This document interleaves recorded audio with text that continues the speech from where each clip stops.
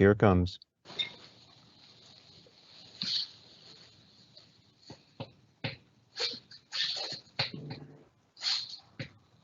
Good afternoon, everybody, and thank you for joining another session of virtual session with the New York Hymns chapter. Today's session will be on the care at the home journey. Next slide, please. For those of us that are on as attendees, here's a little bit on the logistics. So if live captioning is available, if you want to be able to turn that on. Q&A function will be available to all attendees. Throw your questions out there. It'll be monitored, and if we have enough time at the end, we'll try to get to all the questions. If you run into any technical difficulties, just click the refresh button if you're viewing through a web browser. Should bring you right back up again. This event will be recorded and available within a few days. We try to get it less than a week to get it back up, and it'll be available not only on the New York State Hymns website, it'll also be on our YouTube channel, which is NYS Hymns Chapter. Hopefully, if you can't make today, you'll be able to review that, or if you want to review it in the future, you can just click on it and we'll go. And of course, a little bit of plug for our New York chapter. Become a member. There's two ways to become a member. One is to become a member of Hymns National and select New York Hymns as your chapter, or come in as a chapter state only member for $39. Hopefully this and other education sessions that we put on will be of value to you and your career. I'd like to thank our sponsor, HealthLinks Advisors, and let me introduce Ross Stoddard. Ross? Thank you very much. Hello, everyone. Thanks for the opportunity to be here today. So I'll spend just a minute giving a quick overview about HealthLink Advisors before I turn it over to our presenters for the rest of the session. So HealthLink Advisors was founded by former healthcare operators and consultants, and actually has a lot of roots back to HealthLink, the original HealthLink in the 90s. You may be familiar with it. Was eventually part of IBM. We've grown the business through primarily our IT and technology and our care model work with our clients. We're 100% focused on healthcare, and we've been fortunate to work with highly specialized smaller clients such as St. Jude through larger, broader sweeping clients like Tenet that has locations all around the U.S. During that time, as we talked to our clients about that technology strategy, and prior to COVID, we were working with them with their virtual care strategies. And then, as we all know, COVID accelerated that conversation quite a bit. We learned very quickly that you have to have a clinical perspective in addition to just the technological requirements to support those needs. So that's kind of a segue into our conversation today. So we're excited to hear a little bit more about how we've worked with some clients on their care at home strategy and that transition, and how to support actually value-based care, because a lot of that requires the same underlying infrastructure. So I'll land there, and I think I'm going to turn it over to Tina. Thank you, Ross. You know, the strategic journey to value-based care and population health has so many organizations establishing and providing care at home. And many of these organizations are focused on establishing an operational plan for this new care delivery to adequately prepare their teams to provide that type of care innovation. And so I'm delighted to be here today and welcome you to this panelist discussion, who will be sharing their team's in-depth look at their organization transitions to providing care in the home. So my name is Tina Burbine. I'm the VP of Care Innovation for HealthLink Advisors, and I'm excited for our panelists to share a little bit about their background before we embark on today's conversation.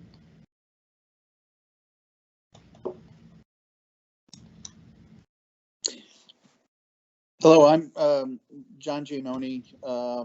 I am a trained in family practice, and I've been working with UHS administration for 2 or 3 decades now, and have developed a specific interest in virtual healthcare, and also in hospital as well as outpatient care in the home.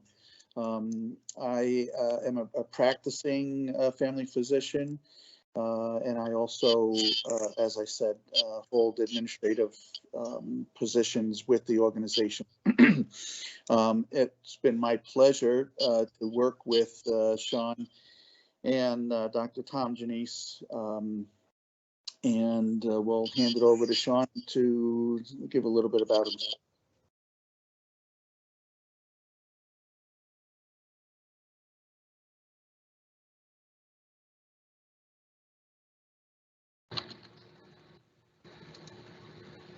Sean, you're on mute.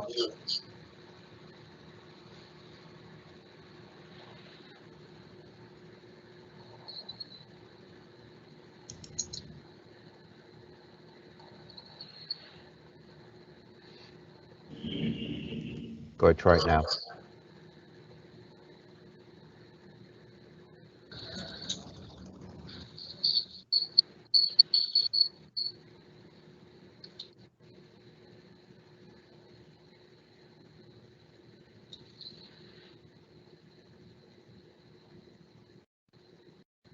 Are you able to hear me now? Yes.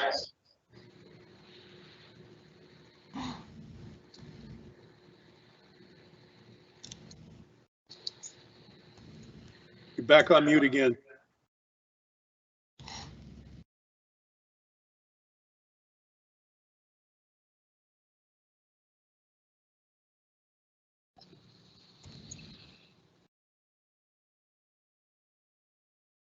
All right, why don't we come back to Sean in a second, and we'll jump over to Thomas.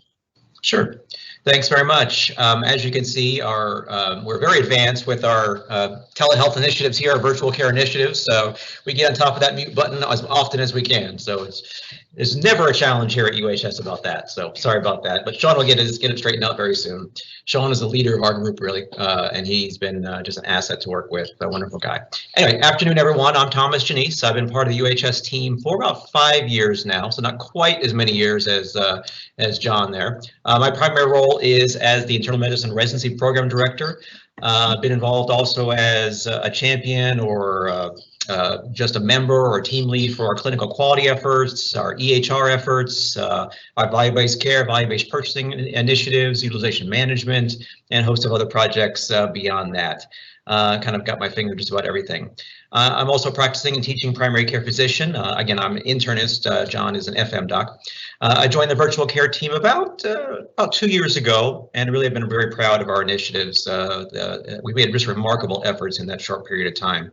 I should also mention, as a shout out, that I also am a HIMSS member too, and have had tremendous value from the organization. Just lots of resources, regardless of the role that you have. So, thank you very much for having me on the panel today, and hopefully Sean can jump back in. All right, thank you, Dr. Janiece. I apologize, I'm not sure what happened on this end, but Sean Britton, paramedic by training here with the virtual health program. Always very excited to be presenting with Dr. Giannone and Dr. Janiece. Thank you.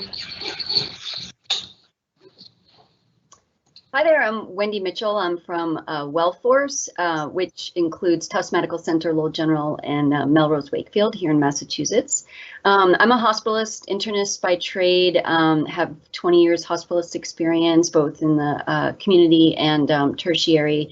But I did start my career out in primary care with a brief stint back when we followed patients throughout the care continuum, and that has definitely shaped me. I've held a number of leadership roles, including president of the medical staff, medical director for our Medicaid ACO, and for our physician hospital organization. and done a lot of work in preventing readmissions and building clinical programs. I'm currently a medical director for some of our innovative programs, such as Mobile Integrated Health, which we will talk about today, our Connect Care Hub, which houses a heart failure clinic, remote patient monitoring, a transitions clinic, palliative care, and medication management pharmacy clinics, and also our Bridge substance use disorder clinic. So thanks for having me. Thank you all so much for providing those that are listening today more information about your backgrounds and the type of programs that you're driving for your organizations.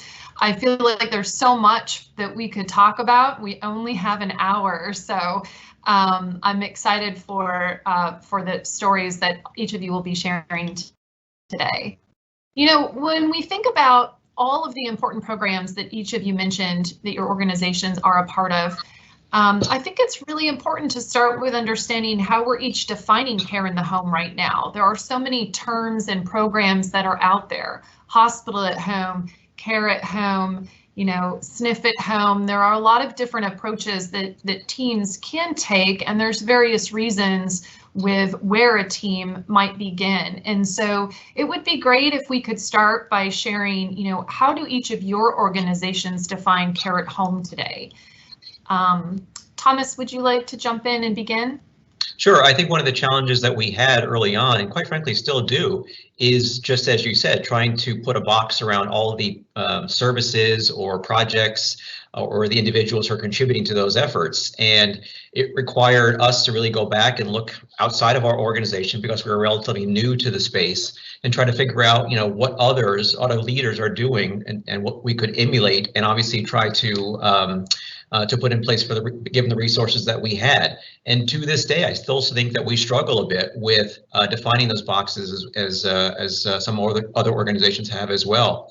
You know, when we talk to our patients, rather than worry about terms and you know, various ways you can you know, put nomenclature in place, we really want to ask them, what services do they need, right? That's the key thing for us. What services do you need in the home and that we can help deliver? And we can call it whatever we want.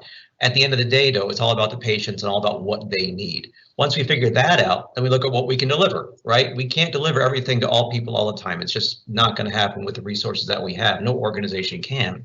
So once we have an understanding of what our patients have needed and what they do need going forward, we go back and say, all right, what can we deliver, right? And then we start to, you know, look at the numbers and the staffing and all that sort of work to try to figure out, you know, what services we're going to provide. So I'm sure Sean can comment on some of the terminology better than I could. But really, for me, it's more about looking at the patient's needs first, the services that we can offer second, and trying to marry the two as best as possible. Sean, you want to make some comments on that? Absolutely. You know, our terminology's changed. We were the telehealth program. Now we're the virtual health program. It seems like we're drifting more towards using either virtual care or digital health. And Dr. Janiece is spot on that it can really be confusing for patients with regards to, well, at the end of the day, what services can you provide? So what we're calling it is a little more in flux, but we're trying to deliver it really well. And eventually, I think we'll settle on the name.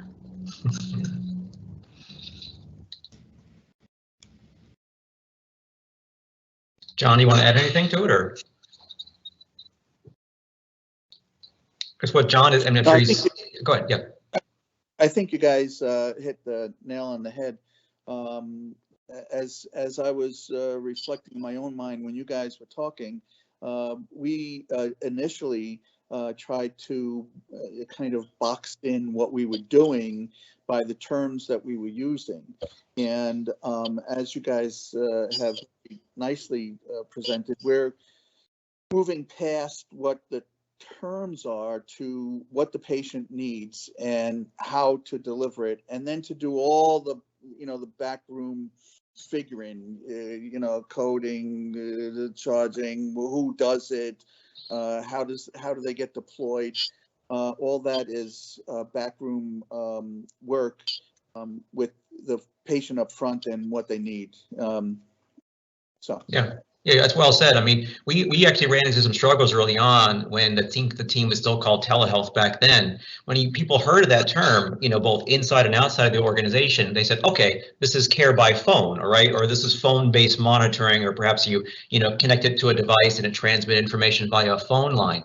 And that's not really what we wanted to do, right? So it's very dangerous, at least in the experience that I've had so far, to call something a term before you've actually figured out what services you need to deliver, because I think that cuts off not only your thinking about the options that are available to you, but as John said, it constrains you into a box, right?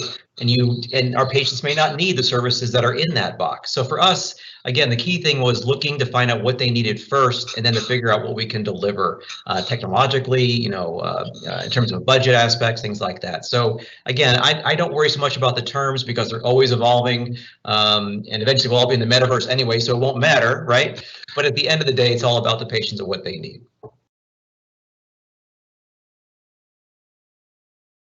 Oh, Tina, I think you're on mute there. Thank you. I think, what also plays a factor in this too is the state that a health organization resides in. I would very much appreciate, Dr. Wendy Mitchell jumping in to share how Wellforce began, because there were some opportunities there in the state of Massachusetts that helped them decide, where to begin and how that was going to look like. Yeah, sure. Yeah, so our organization, like I said, has the main hospitals, but we do also have a home health foundation that covers a good chunk of Eastern Massachusetts. And when we started developing some of these clinical programs, I agree it's about selecting the right patients that really need these types of services. We are in an age of convenience, and who doesn't want healthcare delivered to their door rather than sitting and waiting in a waiting room somewhere? So it's really about, and these programs do come at a cost, and so it's really about selecting the right patients. And then I completely agree with the previous comments. It's about individualizing the care. A lot of programs, will offer a certain amount of services for a specified period of time. It's kind of one size fits all, but that's not really. It's a lot of waste, and it's not meeting the patient's needs. We have to individualize the healthcare and find out what meets each patient's needs and what services we have to offer.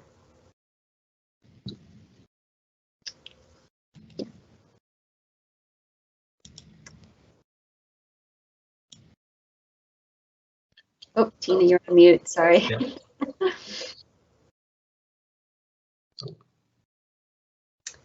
I'm just leaving my mute button off the whole time. I left it off as well, just in case. There's a bit of a delay, I think, when you hit it. So yeah. You're still muted, Tina.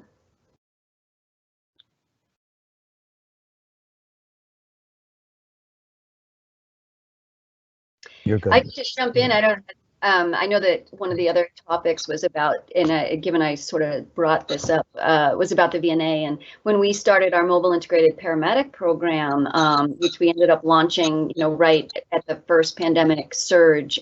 So we were struggling about getting buy-in and how to, which patients we were going to be serving. And then there was a need, and we had already applied for our state waiver to operate. So we jumped on the opportunity, and it was, basically launched overnight, which our patients and providers were so thankful for, because patients had a real fear of going to the emergency room at that time.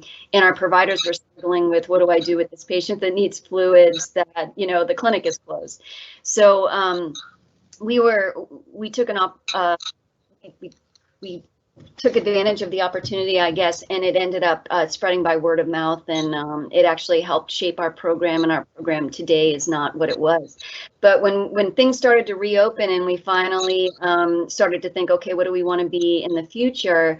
That summer of 2020, we started to encounter our first interactions with the patients that also had visiting nurses in the home. And, these, wait, what is this paramedic doing here?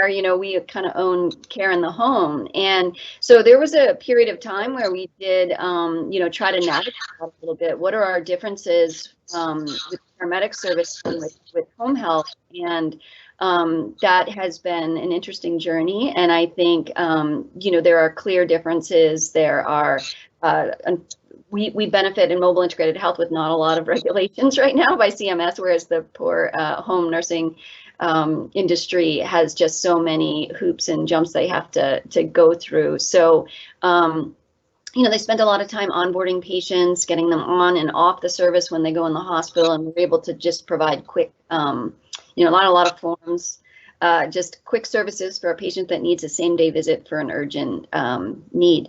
And so really distinguishing for us, like how we were different from home health, but then also how we can work together. We now have patients like the VNA can't start for a couple of days because of capacity issues, or they can't get an IV in, or you know, they can't get labs for some reason, or they just don't have urgent same day availability for a patient that has a need, and that's where MIH comes in.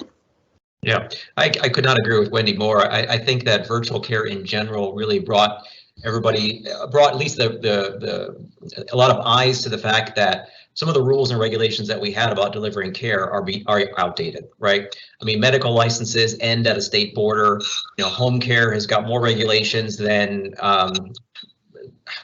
probably than the federal government. I don't know. It's just unbelievable the amount of regulations that you have to jump through for home health and health care these days. So when we're trying to, you know, deliver services during the middle of a pandemic where patients really need these services today, if not tomorrow, you don't want to be, you know, going through mounds and mounds of paperwork, right? So I really think that virtual care, you know, brought the problem to the forefront and really allowed us to not only innovate on the services that we deliver, but also think about, you know, how we should be thinking about regulating this practice down the road, because otherwise it's just going to stand in the way of progress. So, and I think Tina's off mute now, so I'll be quiet. So.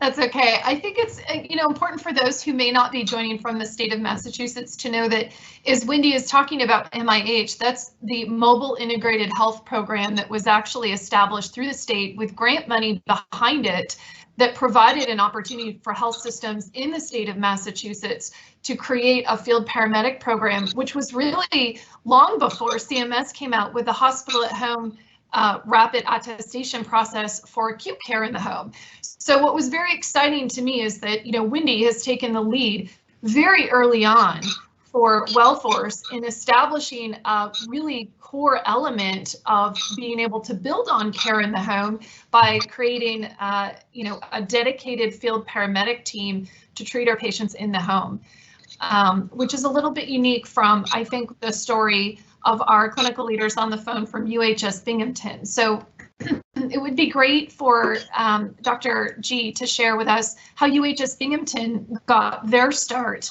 providing care in the home.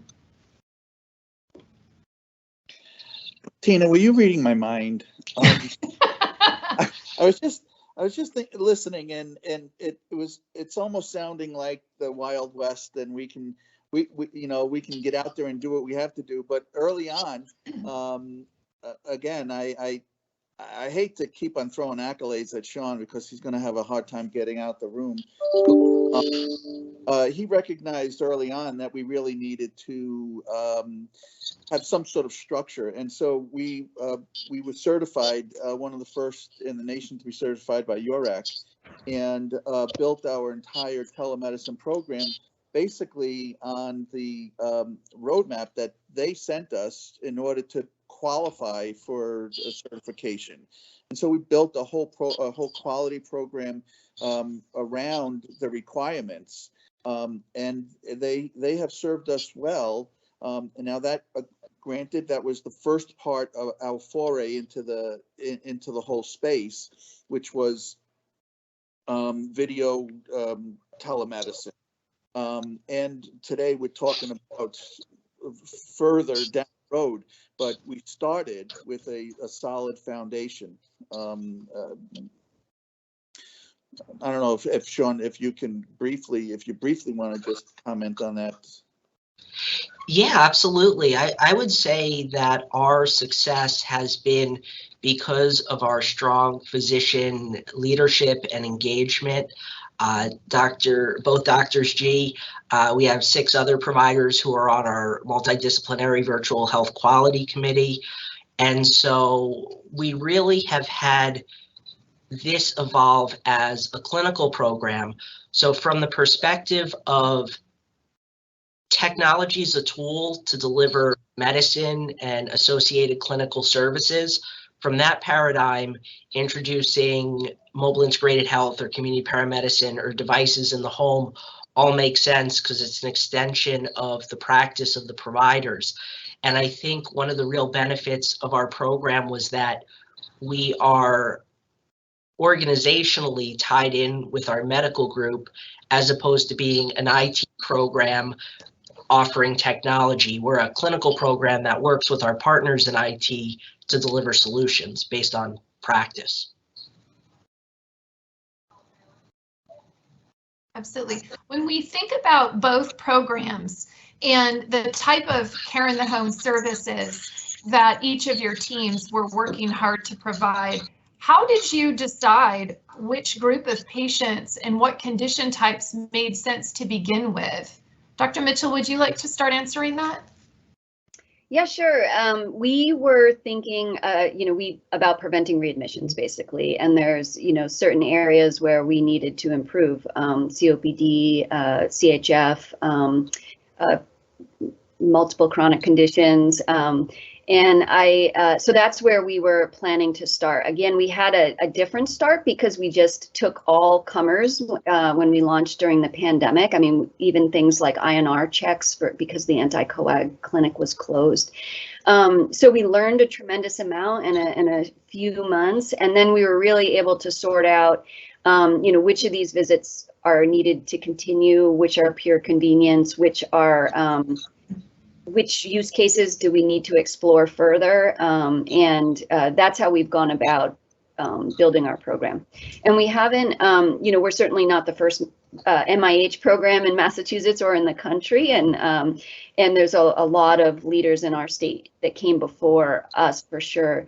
But one of the special things I think about our program is that we do something that Sean had mentioned earlier, is that it's not about adding one more entity into the complex healthcare mix, because most of these patients have so many specialists, their primary care, hospitals, subacute facilities, VNA, episodic care from all of these folks. And what the last thing they need is one more agency kind of working with them sometimes. So we really see ourselves as an extension of the longitudinal providers. We are taking our referrals and our orders from the longitudinal provider. We had the benefit at our hospital of having our own hospital employed paramedics. So we were able to take a population of them and train them to be MIH paramedics, but they are on our EMR. And again, we do have med control for the program, but we use that as a default. We always encourage the longitudinal provider to be involved with that visit via secure texting, video, as much as they're able. And if not, we default to our medical control. But it's really about providing continuity of care for the patient, meeting that patient's needs, but not adding another disruptor into the mix. I hope everybody listening picked up on the enterprise-wide continuity of care planning that Dr. Mitchell was just speaking to, because that is a core element of success for any kind of care in the home delivery. Dr. G, would love for you to jump in and share more about UHS Binghamton's approach. I think she means OG. Yeah, again, as you was speaking, I was thinking about the core. The way we kind of set it up was rather than trying to herd cats, we would get a core group of providers who would provide the same service, a standardized way of providing the service. And frankly, I personally didn't think that primary care providers of individual patients might not have wanted to participate It's still a cultural change to have video visits in our market. Many doctors, many providers are not comfortable with virtual visits. And we use virtual visits across all of our products. So the urgent walk-in, we have video visits. In the offices, we have video visits. So I'm just using that as an example of technology that a core group of providers decided we would get the program started as the culture changes, more accepting of, again, using a phrase, telemedicine, telehealth, and all that it involves. We're getting there. The culture, I believe, is changing, and it's interesting that patients are helping to change that culture because it's kind of what they're expecting. Yeah, I agree with John there. I wish I could say that we did this in a very structured way, a very systematic way, but I don't want to lie to the panel. It really was a sort of by the seat of our pants. You know, we took a look at the literature and tried to find out what other organizations or other folks have done, try to look at some exclusion criteria clinically to find out what conditions made the most sense for either telephone visits or virtual visits or eventually care in the home itself. Kind of narrowed that list down from a clinical point of view. And then we looked at, as I said before, trying to find out what our providers and our other resources are comfortable with providing and what services we could actually deliver, you know, via one of those methodologies, and then obviously try to marry the two together. So I think we came about at the end of the day with a good selection of clinical conditions as well as patient characteristics that allowed us to deliver care in, either to the home virtually or in the home via home visits. But I do think there was a lot of lessons learned on the way.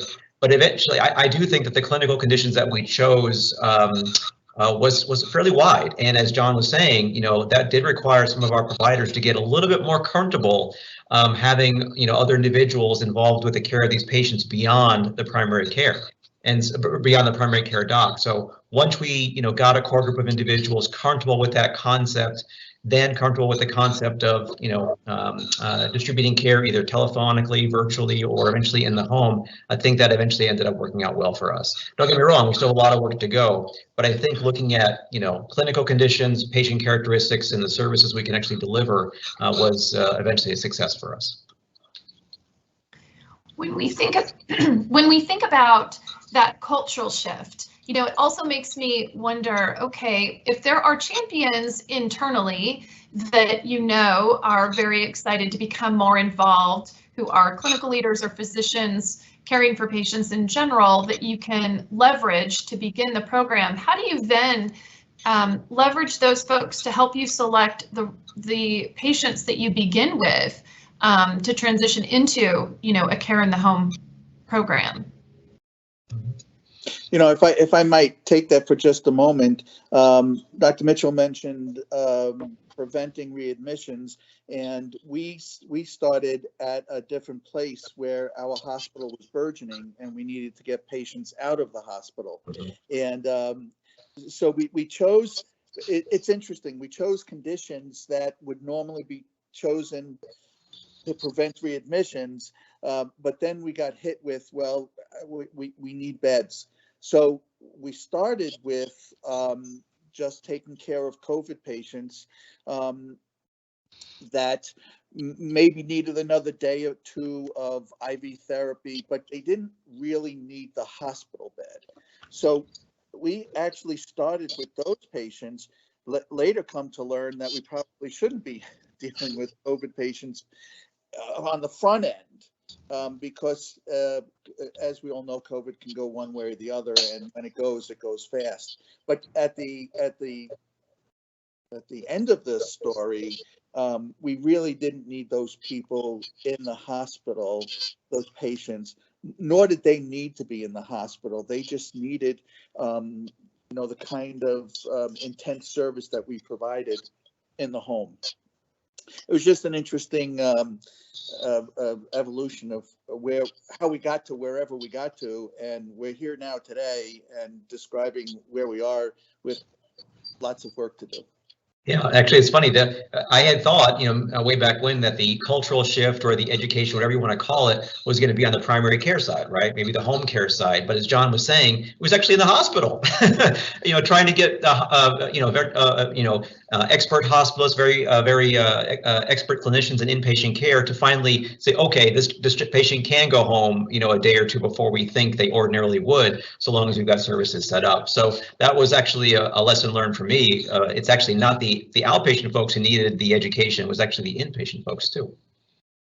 Yeah, we've learned from like the total joints that we used to have laid up in the hospital and then in the nursing facilities for long periods of time. These people do better going home and mobilizing earlier. And at the subacute rehab, the therapist comes by a couple times a day, and the rest of the day they're lying in bed. So. Nice. I think getting people home just absolutely improves outcomes. And we've had our experience with COVID is we had patients that would come into the ED that didn't quite meet the criteria, the oxygen criteria for an admission at that time. But as mentioned, those patients can deteriorate quickly, and the ED doc's a little concerned about them. So they could confidently send that patient home with a follow-up MIH visit the next day, and we would go do porch-side pulse ox checks and things like that to verify that the patient is still doing well. And if we were still worried about them, we would do another visit the next day. But the patients felt I think that's the number one compliment that we get, is that patients say that they feel cared for. And yeah, it's interesting. It is a special experience to have somebody from your care team in your home and communicating with your physician, which brings me to, I think, another important topic when we're creating these innovative care delivery models, and that is, what is the right way to begin in terms of a staff model? Dr. Mitchell, I would love for you to jump in and share some of how you created the field paramedic program and operationally what that looked like with the skill sets that you needed. Yeah, so we had the paramedics, and we had a navigator, and I think we needed the buy-in, and like I said, our paper model originally pre-launch is completely different than how we operate now. We originally were envisioning this as nursing referrals, care management referrals, that sort of thing for patients that need the follow-up. And then because of the way we launched during the surge, it was provider referrals. We didn't have somebody sitting in an office next to a fax machine. It was all closed. So everything was done via our secure texting platform, and doctors could just text us our navigator with the patient information. And again, we didn't need a lot of patient information, because other than their date of birth and their name, because we're in the hospital system, so that patient is already in that system. And we found that was the much better way to go, because it's not about blind calling the patient and explaining our program and we want to send a paramedic to the home. It's, wow, Dr. Smith cares so much about me. He sent a paramedic to my house the next day, and the patients, they know nothing about the behind the scenes people working on the MIH program. It's all about their referring doctor, and that they cared enough about, or the ED doctor, the specialist, the cardiologist, the cancer doc, the PCP, that they cared enough about them to send a paramedic right to their door. And there's no explaining the program at all. It saves us a lot of time on scheduling. We get that referral, and whoever is referring to us is already set. Talk to the patient. I'm going to send the paramedic out. And we call and say, oh, whoever that referring doctor is, Dr. Smith, I'm calling to schedule that paramedic visit that Dr. Smith told you about. And it is super fast and like seamless, and the patients and the providers, really appreciate it. Yeah, I couldn't agree anymore with Wendy. One of the things that I learned, along this journey, is that probably the most important person in all of this, or I shouldn't say person, the most important role in this endeavor has been that navigator. It's somebody who understands the inpatient landscape, understands the outpatient services that can be provided, understands the technology needs, and can talk to providers in the ER, can talk to primary care doctors, can talk to paramedics, and provide that single point of contact for delivering the services that our patients need.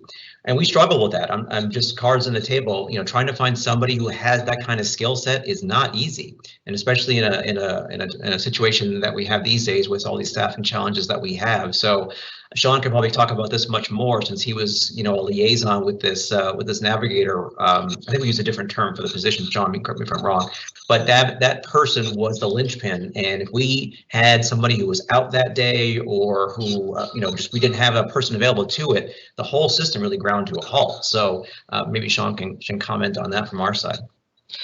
Yeah, absolutely. It was, we worked very closely with Kim Brady, who is our former system director for care management. She's a nurse by training, former emergency department nurse manager. So very strong clinician, and really knew all the hospitalists and the ED workflows. And it's so interesting as I'm listening to all this. So much of what we've been able to accomplish has been about designing new systems and processes, and then the first few physician champions are willing to go through the processes, and then the others see it and see it safe and are willing to follow, because a lot of it, the medicine is already known. Caring for the patients, it's more the technical of how do we get the patient scheduled? How do we identify the patient? How do we communicate across the team? The actual medicine, our providers really knew. It's how to now do it in this new way. And it took a lot of collaboration, because everybody had different pieces and perspectives, whether it was outpatient or inpatient or care management or the technology. But we formed a core group, and through discussion and planning and collaboration, we're able to put together a system that is expanded over time. It's very exciting. When I think about, that cycle of care innovation and having this repeatable cycle of continuous improvement, of course, I think about, your operating model, your the teams that are in there supporting and learning from the lessons of caring for these patients in a home environment. And then also, of course, the IT enablement component, which we haven't really touched on yet. So Sean, since you mentioned that, tell us a little bit more about how, what areas of IT enablement your team needed to have in place in order to help deliver care in the home. Yeah, I would say one of the main components, and it's been mentioned already, is the EMR, because that's really what's going to link the entire care team. So getting our Epic team in the mix for the workflows and the documentation, and then it really also becomes a communication tool with secure chat or messages. The other components, mobile devices, software as a subscription platforms out of the box, but really it's then taking that and training everyone, but also really getting the buy-in to use the tools that are available. And our physician leaders really, they went out first and others followed. Both of our physicians here, they really led the way along with some others, and then the rest of the group followed. And that is just so critical, because I don't think administration pushing would have had the same result as the physicians leading and saying, this is great for our patients, let's do it. Yeah, by far and away the most useful element from an IT perspective, Wendy already said it, Sean did as well, was secure chat. If we did not have the capability to talk to one another in real time or near real time, I don't think we would have succeeded. And it's still a absolutely central, critical tool to our success. You can't keep picking up the phone trying to reach an ER doc. They're going to be busy taking care of 5 or 6 patients simultaneously. You're not going to find a primary care doc calling their offices and waiting on the phone. Getting through a phone tree probably takes about 3 hours these days. But once you can get Secure Chat up and running and get 5 or 6 people who are really the key players on the chessboard, then care coordination sort of naturally falls into place. UHS did not have an EHR as sophisticated as Epic. We only got that tool, about a year and a half ago now, and it really has been an absolute game changer. And Secure Chat coming along with that has just been invaluable, by far and away the most useful aspect, from my perspective. Yeah, the Secure Chat, I definitely couldn't do what we do without it. We get pictures of legs, pictures of wounds, the vitals, the EKG, everything, and we can Zoom, secure Zoom with the patient as well. And what also works is, as I mentioned, we always encourage the longitudinal provider to be part of that conversation. But sometimes, if it's a hospital-based provider, they're very used to answering texts real time.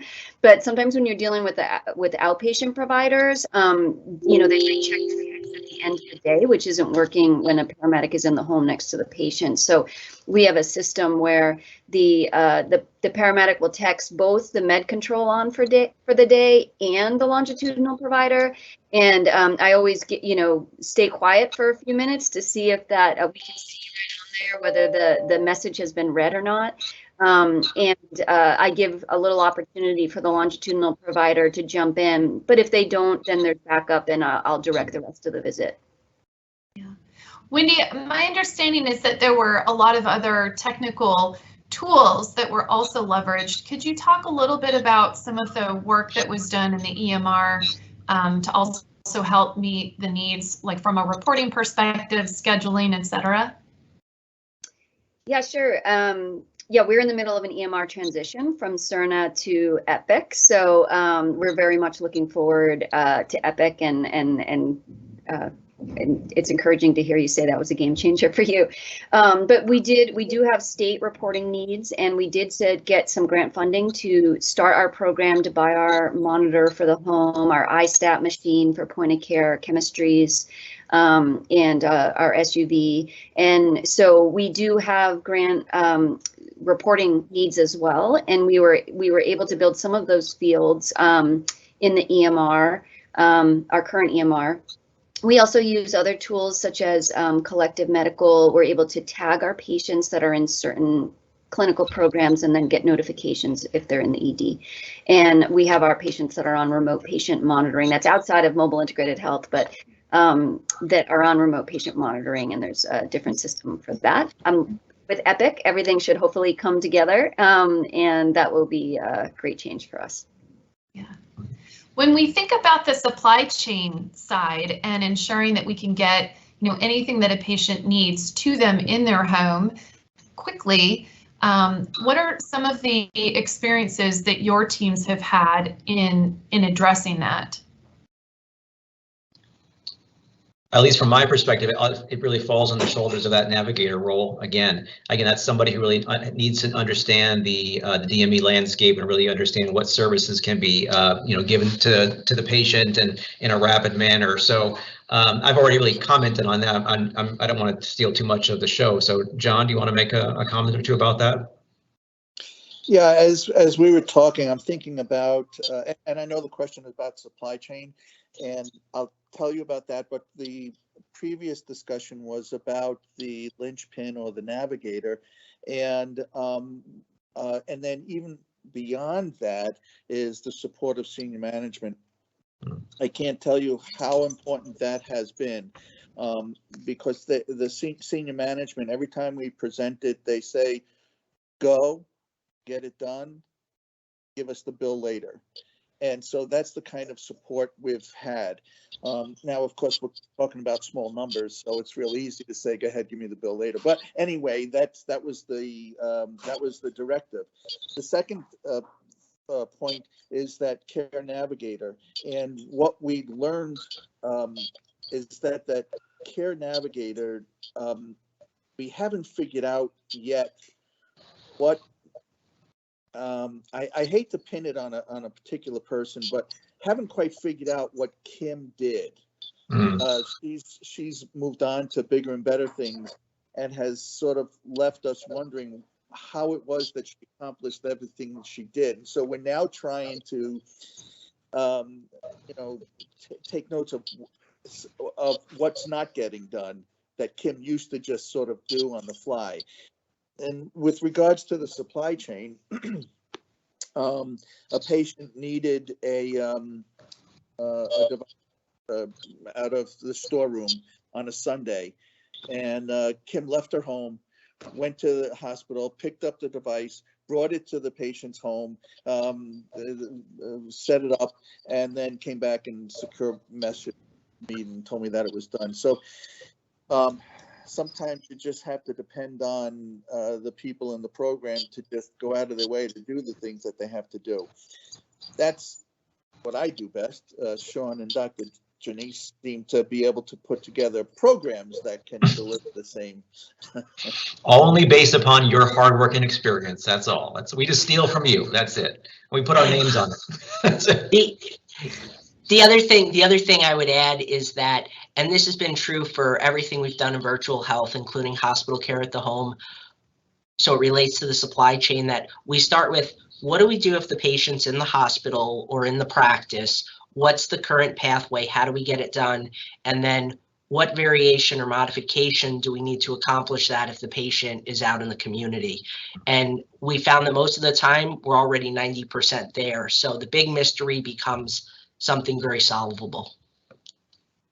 Yeah, but this is one of those situations where I mentioned before that virtual care kind of pushed through these barriers that we had, right? I think we had, and I don't think this is unique to us at all. We all face challenges, and we all face siloing, right? And so when you're talking about, telemedicine or virtual care and eventually home care in the home, you need someone who not only knows each individual silo, but can really break down those barriers in real time, who can get that piece of DME in the home today, as opposed to picking up the phone, putting an order in, and then 3 or 4 days later it gets done. So really, it required somebody with significant expertise, inpatient world, ER world, outpatient world, DME world, home care world, and those people don't, exactly fall from the tree. So luckily for us, we were blessed with somebody, Kim was mentioned, Kim Brady, who really knew all that and was just a gem. And I think really, now that we know what that person really has to be, I think we have a better idea so that if we do need to hire or bring in 4 or 5 other individuals to fill those shoes, then we know what this person has to know. So I think we're better prepared for it going down the road.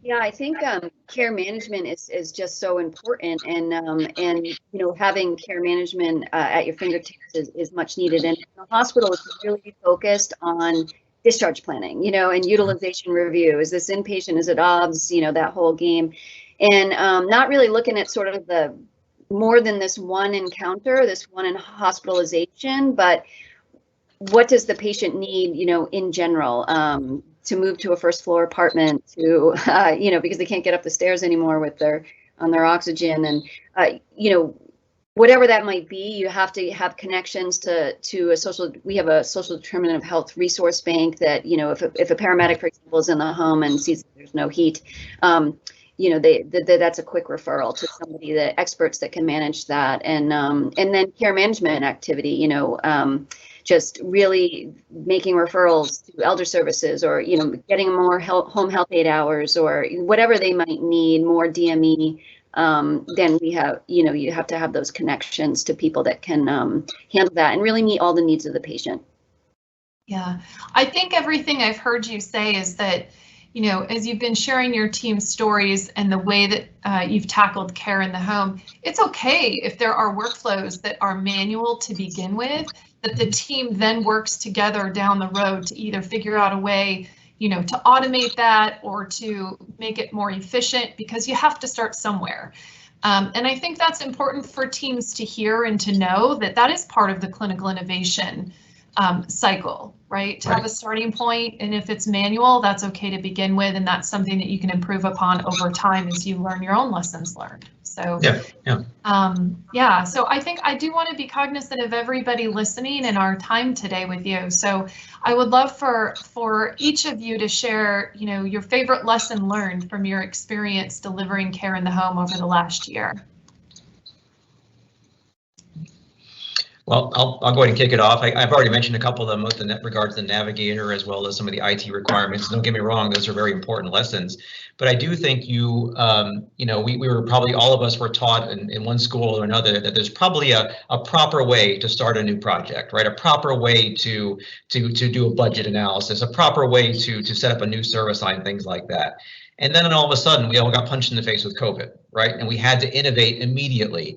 So, I think one of the lessons that I learned personally was that you don't need to necessarily follow the business textbook in order to deliver services to the patients in an effective manner. Yes, you want to do all those things. You want to make sure you got the money lined up. You want to make sure you got the right staff and so forth. But our patients needed us, right? So we had to do something to help them. So for me, I think the lesson learned personally was, just get out of that thinking that you need to follow step A, B, C, and D for success. Rather, just do what's right for the patient, get them the services they need, and then we'll figure out the details later. And I think that sort of Wild West mentality is not very popular these days, but I think it was necessary in this case. So at least that's for me. Yeah, I would say, I think healthcare got to the point where, every patient, if they're in the hospital, then they're, get a PT eval, and next thing you know, they're at SNF, and, it's a wobbly elderly person. And then you talk to the PCP and they say, this person's been wobbly for 20 years. That's the way they walk. And so I think, we always thought we were sort of doing the right thing, but I don't think it was always the right thing. And I think that it's been really rewarding to take care of patients in this different way. Really, I think, somewhere along the way, the healthcare system lost sight of the patient, right? We're so focused on coding and, funding things and doing, screens on patients that we've known for 20 years that don't need that screen. But we have to check every box, and we've lost what the patient was actually saying that they needed. And we want to, treat them, their heart and their lungs and their this and their that. But we gotta focus on whole person health. And I think that these programs really do that and individualize the treatment and actually pay attention to the patient again, make them the focus.